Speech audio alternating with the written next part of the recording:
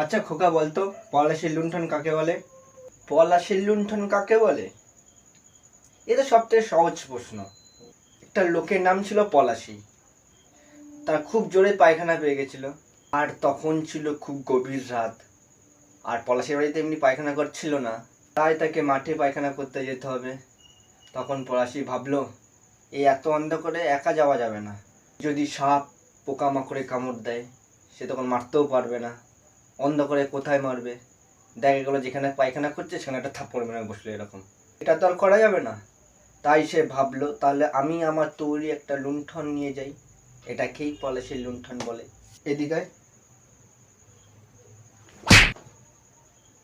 এটাকে পলাশির লুণ্ঠন বলে? এটাকেই তো বলে পলাশির লুণ্ঠন।